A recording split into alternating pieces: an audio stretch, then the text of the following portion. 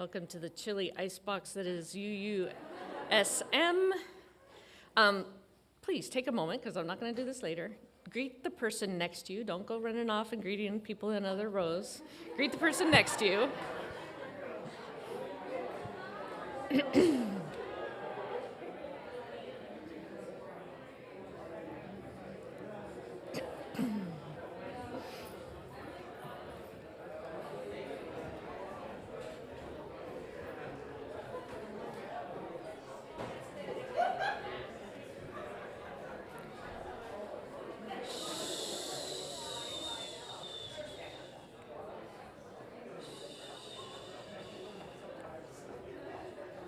Okay, we're in class now. Friends, settle in, silence your notifications, take a deep breath. In a world full of endless streams, relentless decision points, and the constant tug of the digital, finding peace for ourselves can feel like searching for a single grain of sand in a digital beach. Psychologists warn of information overload, decision fatigue, and the very real phenomenon of digital withdrawal.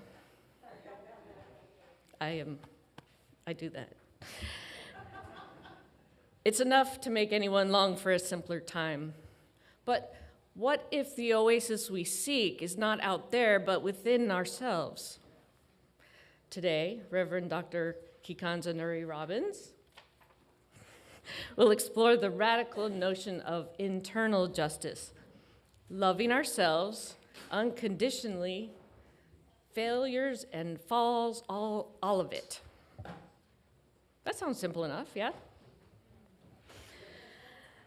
Dr. Mae Jemison, the first African-American woman in space, reminds us, never be limited by other people's imaginations.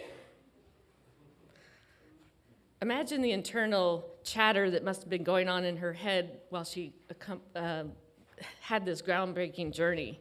Doubts, naysayers, limited projections by others, conscious or unconscious. But Dr. Jemison refused to be confined by those mental constructs. She dared to dream beyond them, and in doing so, shattered stereotypes and soared into the unknown. But what if we flipped that script? What if instead of external limitations, we turned our gaze inwards and addressed the internal judge, the self-critic, the narratives that we tell ourselves? What if we practice a different kind of justice, an internal justice that starts with radical self-love? Think about it. How often do we judge ourselves harshly for not living up to someone else's expectations and idea of success and happiness, or even what a good Unitarian Universalist should be? We forget that our journeys are unique, messy, and beautiful precisely because they're our own. To love ourselves unconditionally is to embrace the messy beauty, to see the hidden growth within the stumbles, to celebrate the courage it takes to show up, even if we fall short. This isn't about ignoring our flaws or pretending they don't exist. It's about extending the fierce love, compassion, encouragement, and understanding that we readily hand out to those we love. It's about understanding our failures are not roadblocks, but stepping stones, detours on our unique path of our magnificent selves. This, my friends, is internal justice. Now, I know what you're thinking. Easier said than done, and you would be right. But like any journey, this one starts with a single step. So silence your inner critic for a moment. Put down your phone. No, really, put down your phone. For now, let's simply begin. Take a deep breath. Feel your feet rooted to the ground. And simply be present. This act of an awareness, a moment of self-compassion, is the seed from which eternal justice can blossom. Come, let us worship together.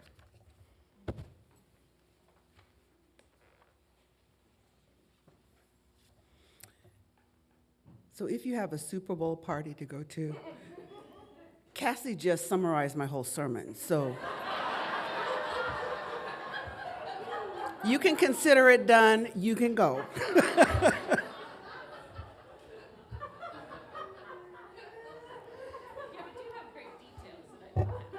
You took it all, Cassie. You took the whole thing. Did you hear that? She said, I did copy a little. She did give us a great segue about taking the first step. So see if we can move back into that space. As I light the chalice with the words of David White, the poet. Start close in. Don't take the second step or the third. Start with the first thing, close in, the step you don't want to take. Start with the ground you know, the pale ground beneath your feet, your own way of starting the conversation. Start with your own question. Give up on other people's questions. Don't let them smother something simple. To find another's voice, follow your own voice. Wait until that voice becomes a private ear, listening to another. Start right now. Take a small step you can call your own. Don't follow someone else's heroics. Be humble and focused. Start close in. Don't mistake that other for your own. Start close in. Don't take the second step or the third. Start with the first thing, close in, the step you don't want to take.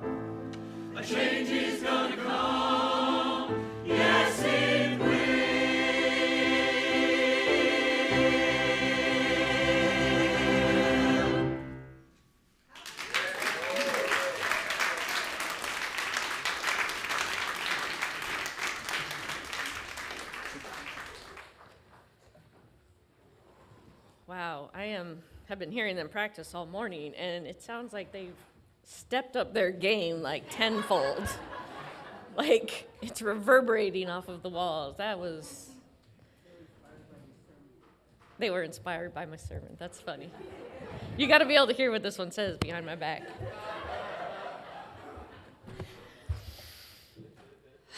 Welcome to the Unitarian Universalist Community Church of Santa Monica. My name is Cassie Winters, and I am your worship associate for today. I am one of the many volunteers in the community that works to bring this Sunday service together, along with our ushers, our amazing musicians, the folks providing coffee and treats, those who make the order of service, and all the folks that make it possible to live stream this service. Their names are in your order of service. Thank you so much, everybody.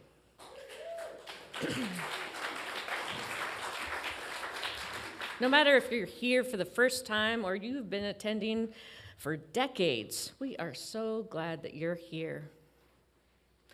Unitarian Universalism is a liberal religious movement that is guided by the principles and sources which help us light our way to the way that we want to live in our community, in our spiritual practice, and in the wider world. As you can see by looking around at the banners here, we take source from many wisdoms. Our beliefs are drawn from scripture and science, nature and philosophy, personal experience, and ancient traditions. We heed the guidance of teachings of prophetic people, humanists, and earth-centered spiritualities. Our principles encourage a free and responsible search for truth and meaning, and we affirm the inherent worth and dignity of every person. We honor the wonder of existence, and we believe that we are all connected to each other and to the interdependent web of life. UU Santa Monica is an open, affirming, and welcoming congregation, diverse in backgrounds, identities, spiritualities, and philosophies of life. We are united in our desire to create an inclusive, beloved community and to live the principles of our faith and to serve the wider world. Whatever your beliefs or your faith tradition, we invite you to help build a multi-generational community where together, in our diversity, we may covenant in love and justice. May you find comfort, camaraderie, and inspiration here. We would like to acknowledge that the land that we're on is traditionally the Chumash and the Gabrielino Tongva people. They're traditional custodians of this land. We pay our respects to their elders, past, present, and future, who call this place their home. We are proud to continue their tradition of coming together as a community. We thank them for their stewardship and their support, and we look forward to strengthening our ties as we continue our relationship of mutual dignity, empowerment, respect, and understanding. So, it looks like we're trying to compete with the Super Bowl today. Spirit level. We hope that you will consider donating to support our very generous matching grant of $30,000 we receive from the Spirit Level Foundation to support the ministerial specialist and for religious education and congregational life for this year. We are aspiring to meet and exceed this goal for our dynamic ministry to our children, youth, and families.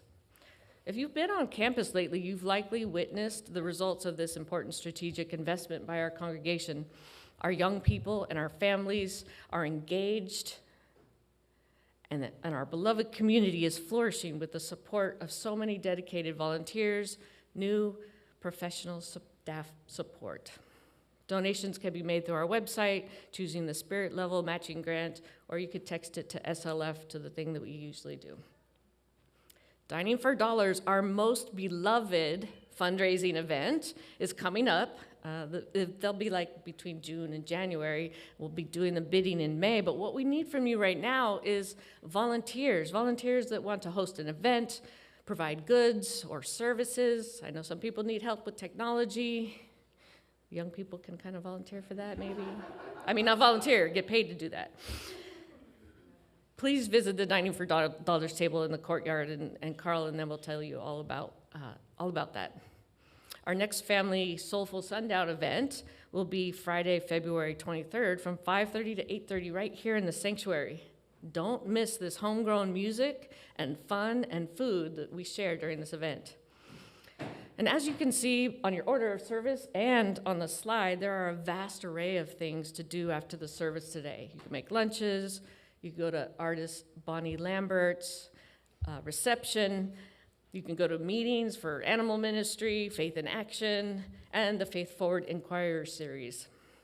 Regarding the Faith Forward Inquirer series, many visitors come to UUSM with a host of questions. What do you Unitarian Universalists believe? What happens in your church community? These meetings are designed to help answer those questions and many others. Today's meeting is from noon to 1 in room 4 up on the second floor. Yay, we're using the second floor in Forbes Hall. Reverend Amelia will talk about our religious education children's program, and Beth Brownlee will talk about our OWL program, Our Whole Lives, Lifespan Sexuality Education Program. Yep, we do that in church. On a note, I did want to let you know and congratulate 5 members of our congregation that were certified to be OWL facilitator 2 weeks ago in a weekend-long intensive training hosted by Jackie Weber and UU Studio City. Those people were Beth Brownlee, Jake Brunell, Eric Pazel, Shauna Shaked, and myself. Yay, everybody. The ones coming up in the next 2 weekends are also pretty cool. Amy's going to talk about the 7 principles in Article 2. And if you really love Jeremiah, the following weekend, he's going to host a question and answer session. So that's your time to get up and see him. There is so much going on. As I've said, I'm not going to tell you all about that. Let's rise in body and spirit and sing 396, which I said last time, and it looks like now we're finally doing it. I know that rows will open. Remain standing for our love, our covenant, and our hymn of praise.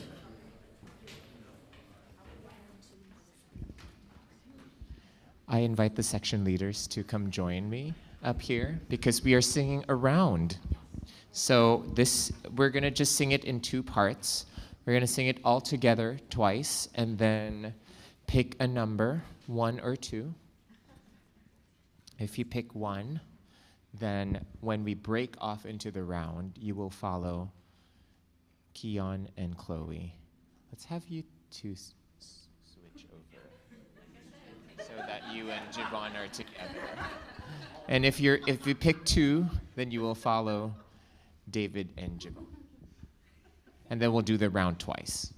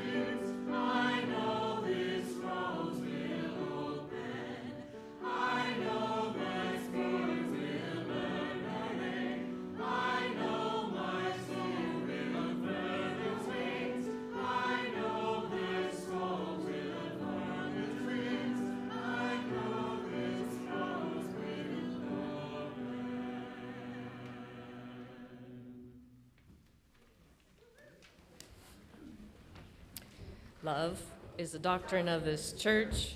The quest for truth is its sacrament, and service is its prayer. To dwell together in peace, to seek knowledge and freedom, to serve humankind in fellowship. Thus do we covenant with each other. El amor es la enseñanza de esta iglesia.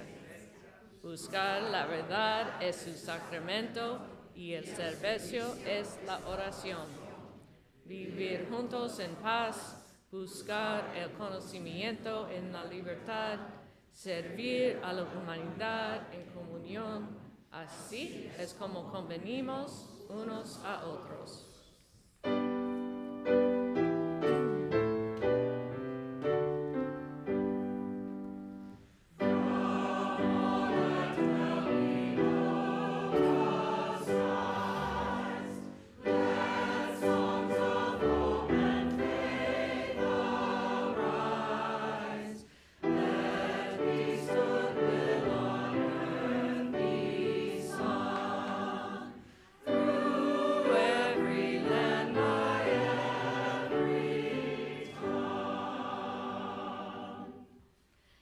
You may sit. I know the kids aren't here because they're in Children's Chapel today, so we won't be doing a time for all ages. And usually they like to bring the food up. But if you have some food for the Westside Food Bank, please go ahead and bring it up now. They've been our partners in supplying food to our communities that need it for many, many years. If you'd like to donate food, please bring items and quantities. I don't know where my slide is. Like pasta. Ah, there it goes. That's the slide I made. Because I got tired of saying all the things you could bring. And since we're not doing time for all ages, we're probably not doing the sing you out. So I'm going to just let you know that Kikanza's on her way up.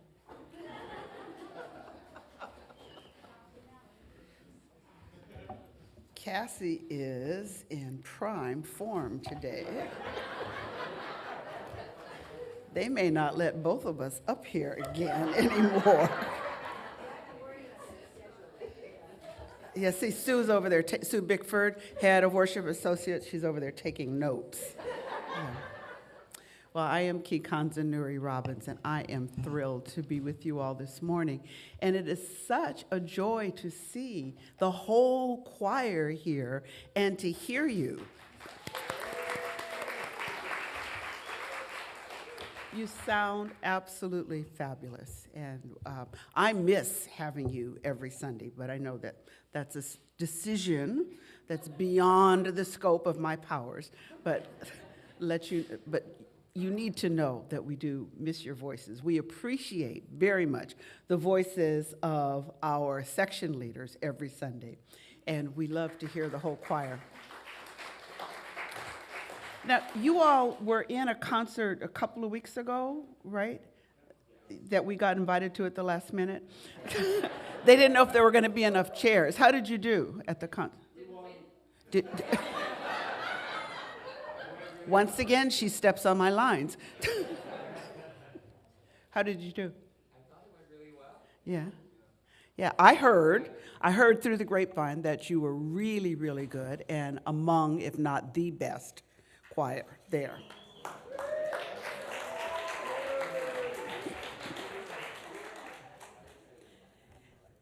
We get lots of email and other communiques throughout the week. On Thursdays, in the announcement email, there is also a section called Joys and Sorrows, and so it is possible for you to submit joys, concerns that you want to share with the community. It is also possible to share information about activities that are going on at the church that you would like everyone to know about.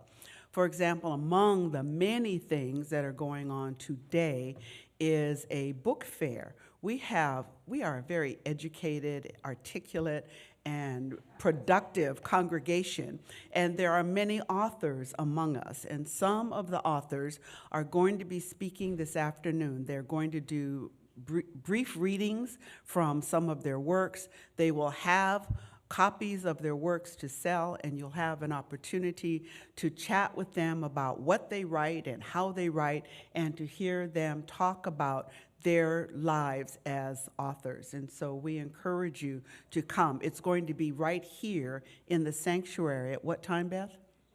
at 12.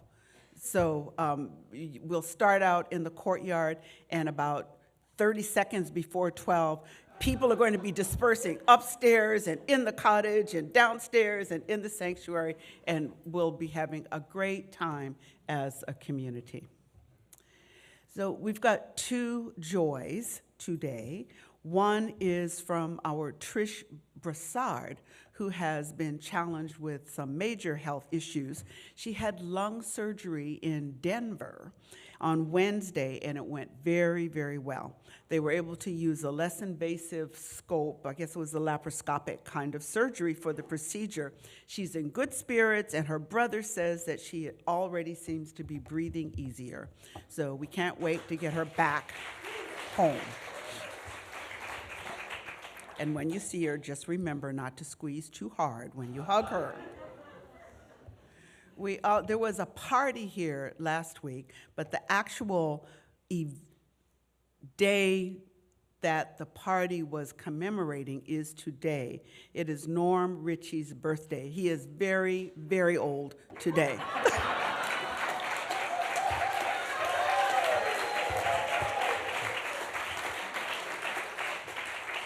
And we are so glad he has lived this long. What, Norm?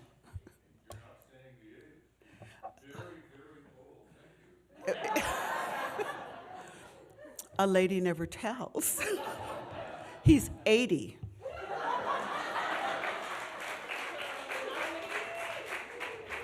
And in this congregation of baby boomers, we are all close to that. Or most of us, many of us are close to that. You're not, Sandra, I know. You're long ways away, and you're not, Ryan. Cassie, you're catching up.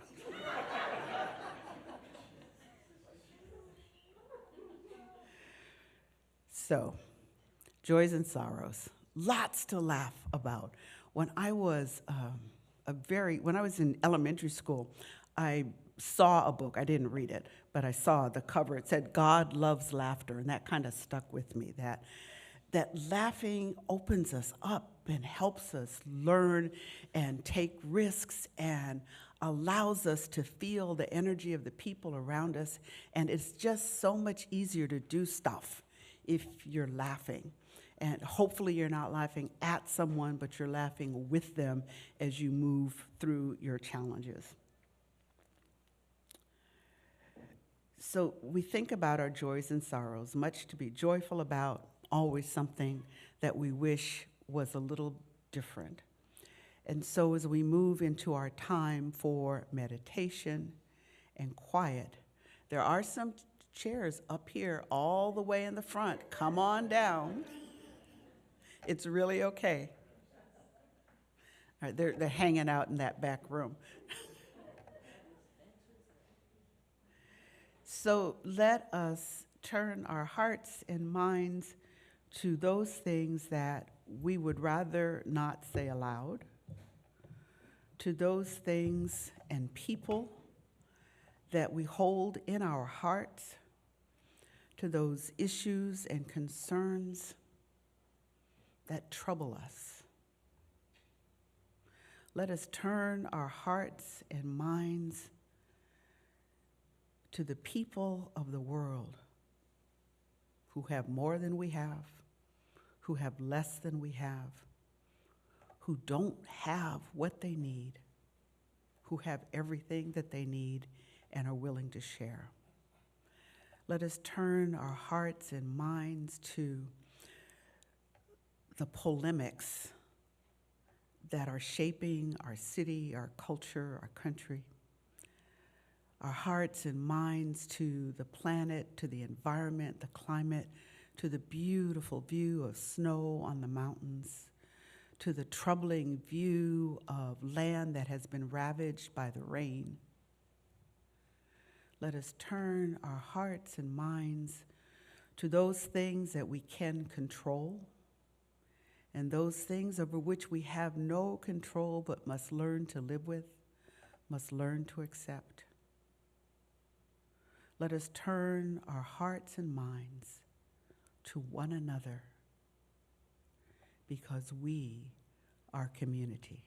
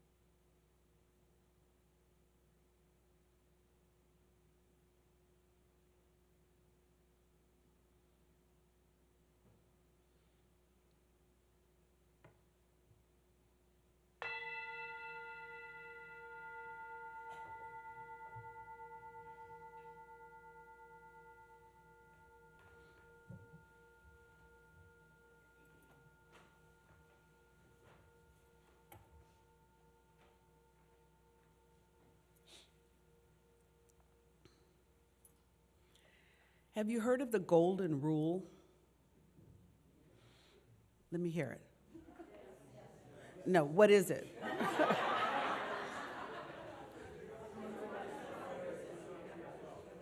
Yeah, pretty much, just like that. And where does that come from? Do you know? Yeah, you're absolutely right. All of that, all of what you said. You can find, and it's so easy to find things now with the internet. You could just go on and ask Siri. So I found 13 sacred texts that had some version of the Golden Rule. I'll share 3 of them. In the Baha'i faith, it says, "Lay not on any soul a load that you would not wish to be laid upon you, and desire not for anyone the things you would not desire for yourself." In Confucianism, we read, "One word that sums up the basis of all good conduct, loving kindness. Do not do to others what you do not want done to yourself." And then the Unitarian Universalists say, "We affirm and promote respect for the interdependent web of all existence of which we are a part." So everywhere you turn, someone is saying, don't do that to somebody else. You wouldn't want them to do that to you. And yet, I believe that the Golden Rule gets misinterpreted because we think we're supposed to treat people exactly the way we want to be treated, and that assumes that everybody is like you and everybody wants to be like you. And that's not true. And so if you don't want to mess with the Golden Rule, you can take on the Platinum Rule, which is do unto others the way they want to be done to. Do unto others the way they want to be done to. So this misinterpretation of the Golden Rule leads to missing the implication of the Golden Rule. And that is, you do unto others as yourself, you love others as yourself, which means you must love yourself. Now, in the 1990s, Masaru Emoto, the scientist, did some experiments with water that had some really astonishing results. They're reported in his book, Hidden Messages in Water. And there was a movie that came out in the early 2000s, What the Bleep? Anybody see that one? All right, so his experiments were there. And all of this is on the web. You can see it on YouTube. And it's kind of fascinating to look at. What he did was expose water to words and pictures and music. Some was beautiful and some were complimentary. Others were jarring and aggressive. And so he would put labels on the jars of water and then, or expose them to the sound, and then froze the water. And then he looked at the frozen crystals under a microscope. And what's so interesting is that the shape of the crystals that were formed were changed and aligned with what the water was exposed to. So if you are beautiful, love, peace, the crystals were symmetrical and lovely to look at, very smooth sounding music, the crystals were very beautiful to look at, but then jarring sounds, disharmonic, I can't say the word, inharmonious, what's the word? Discordant, thank you. Discordant sounds, words like anger and hate were, when those were exposed to the water and the water frozen, the crystals were asymmetrical and not very attractive and falling apart. It was just absolutely fascinating. The implication of this is that we humans are 70% water.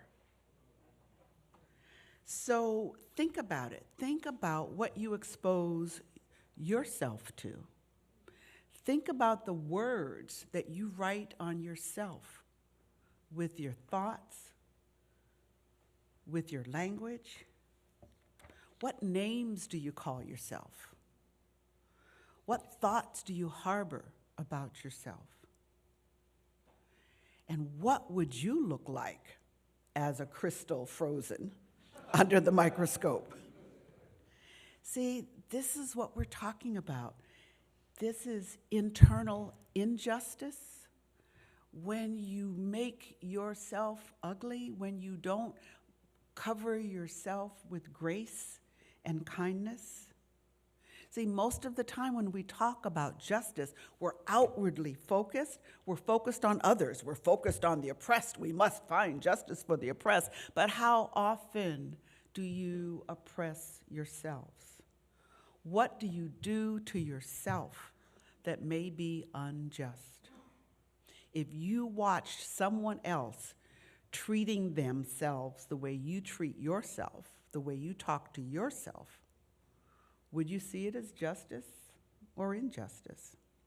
See, external justice, we're pretty clear about that. Oppression, microaggressions, name-calling, rendering others invisible or voiceless, and then overt aggression like wars, prejudice and discrimination. We're very clear about that when someone is doing it to someone else.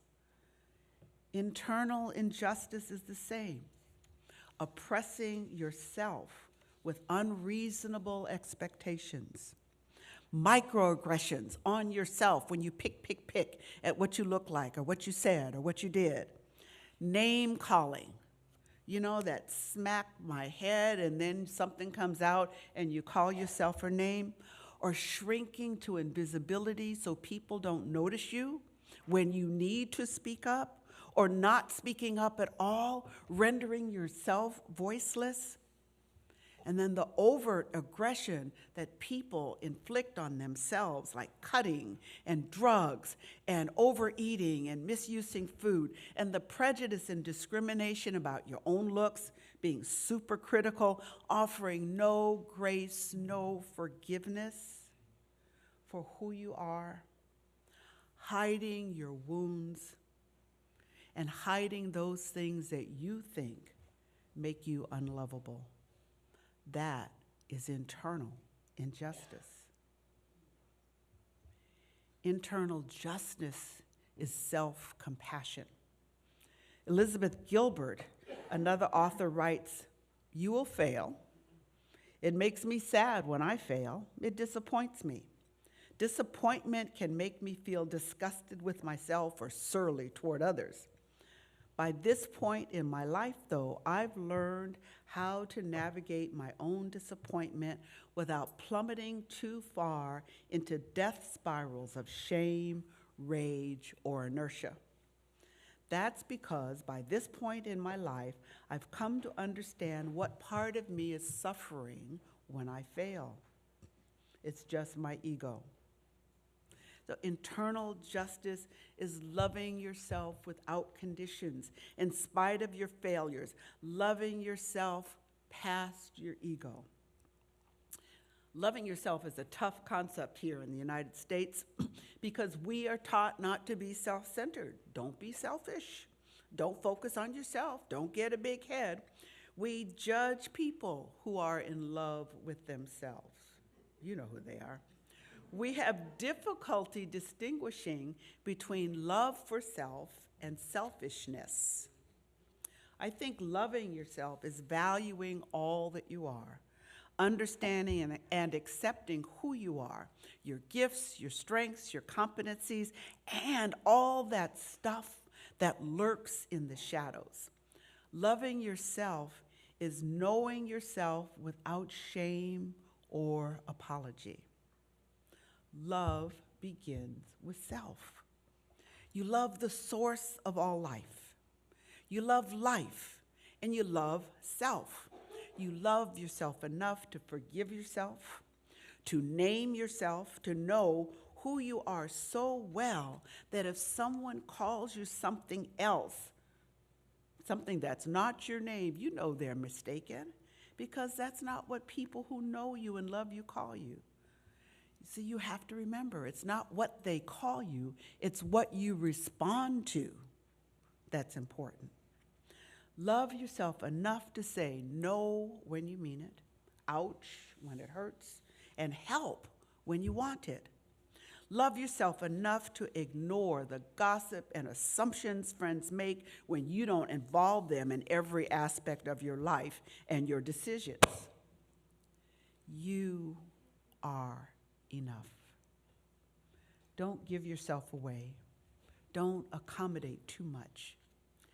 You never get what you want or need if you're always credentialing yourself, if you're always trying to prove that you're worthy, if you're always trying to prove what you know, if you're always trying to prove that you can, that you are good enough.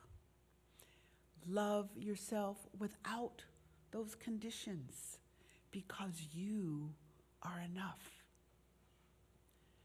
Now, some of you might remember the 9-cell matrix of care that I've shared with you. So you draw a square and divide it up into 9 cells. So across the top, you've got mind, body, and spirit. And then down the side, you have rest, nutrition, and exercise. So mind, body, spirit, rest, nutrition, exercise. So for your mind, for your body, for your spirit, you need rest. Not exhaustion and falling asleep forever, but rest where you're calming and you're lowering your blood pressure and you're slowing down your heart. Rest. Nutrition, you need to feed the mind, feed the spirit, feed the body, and exercise. Challenge yourself in some way. Challenge yourself to learn and to grow. Mind, body, spirit, rest, nutrition, exercise. Those are keys to self-care. It's a step toward loving yourself. Self-care are the actions. Self-compassion are the attitudes and the beliefs that inform those actions. I'm reading this book because I'm a dumbass. No, that's not what you want to do. I'm reading this book because I want to feed my mind and I want to learn and grow. So you might have wonderful activities at each and every one of those 9 cells.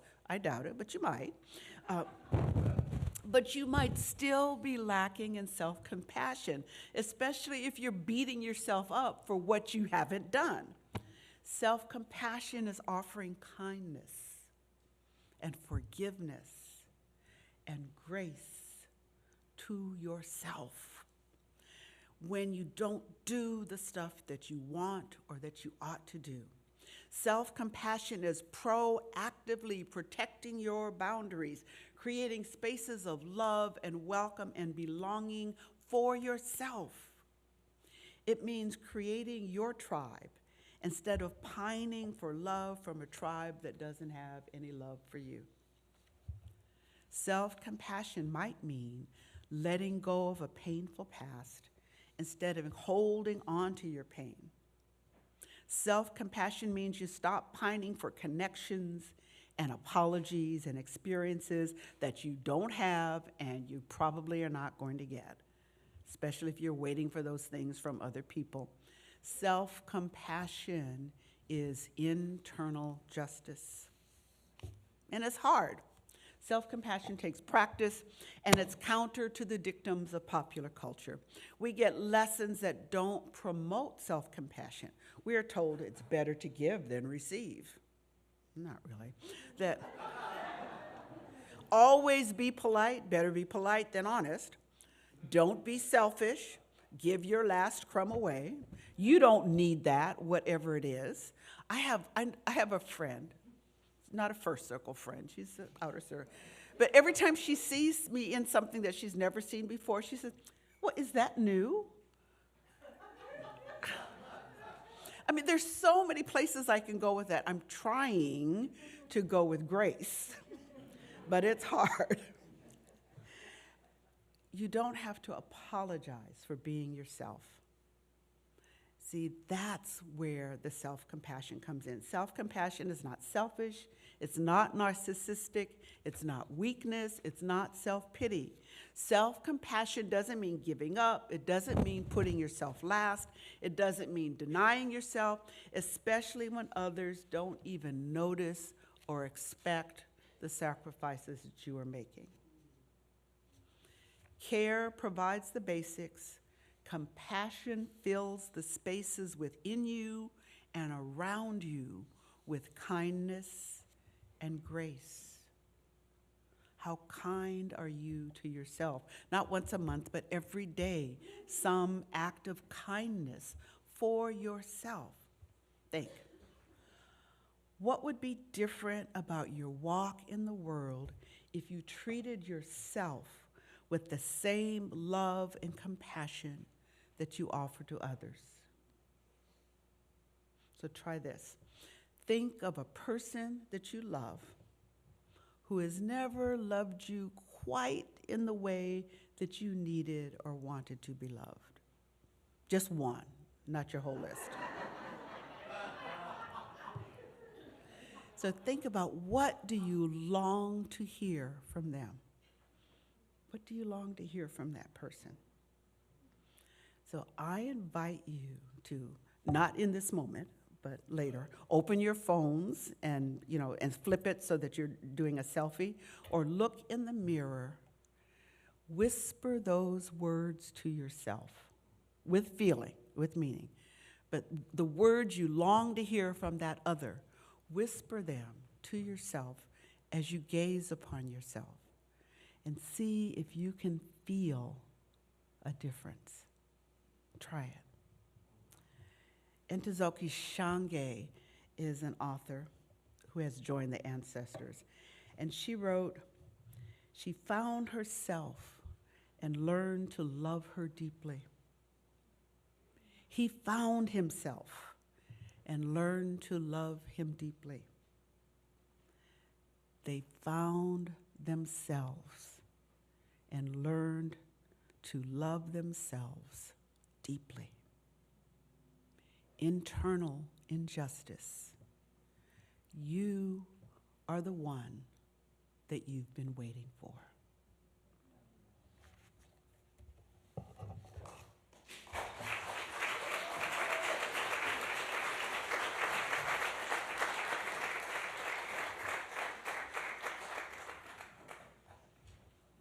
Yeah, see, I told you she had much more to say than I did. It's time for the offering. Your financial generosity each week goes towards sustaining the life of the church and towards promoting UU values in the larger world. 50% of our offering goes towards sustaining the life of the church. And when we talk about sustaining the life of the church, we mean more than paying the electric bill, which I'm feeling like maybe we didn't, because it's really cold in here, or just the salaries for our paid personnel. Sometimes it looks like helping people who want to be an ALF facilitator pay for the training. Sometimes it looks like helping to pay for a child to go to Camp de Benneville and have that camp experience. So we believe in investing our funds to practice the justice and equity we wish to see in the wider world. In the larger community, 50% of our offering will go to the Equal Justice Initiative.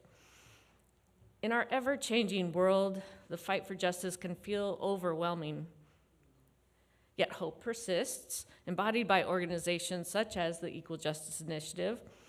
And today I want to tell you a story that exemplifies the transformative power of your offering.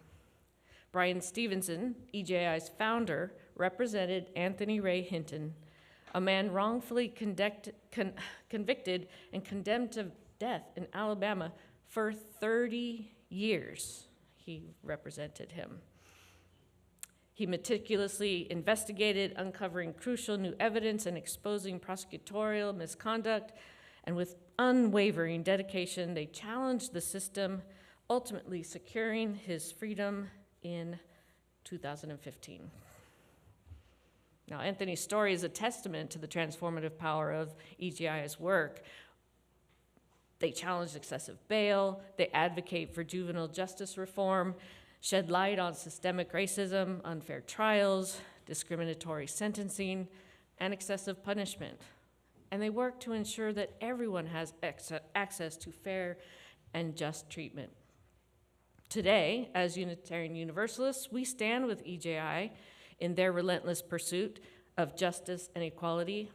By contributing to the offering, we invest in dismantling the systemic racism and building a more just world. Let us honor their courage and let us rise together, not just in hope, but in action, knowing that even the smallest contribution can rewrite a story.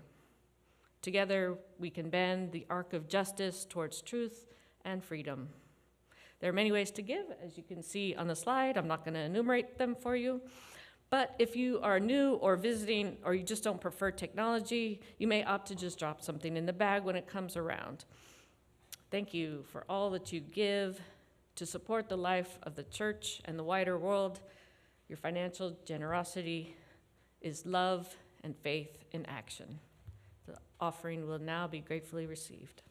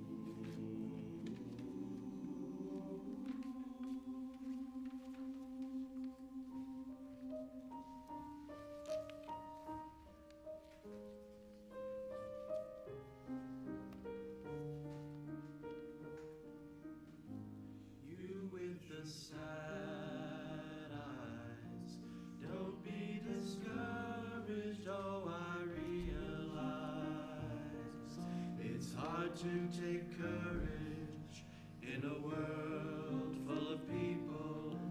You can lose sight of it all, and the darkness there inside you makes you feel so small. But I see your true colors shining through. I see your true colors, and that's why I love you. So don't be afraid to let them show your true colors. True colors are beautiful like a rainbow.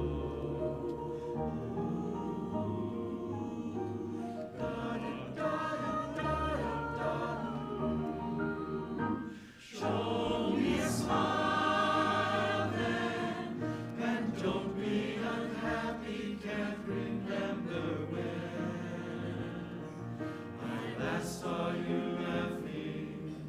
If this world makes you crazy, and you've taken all you can bear, don't you know you can call me, all because you know I'll be there, and I see your true colors shining through. I see your true colors, and that's why I love you. So don't be afraid to let them show your true colors. Your true colors are beautiful like a rainbow. Da da da da da da.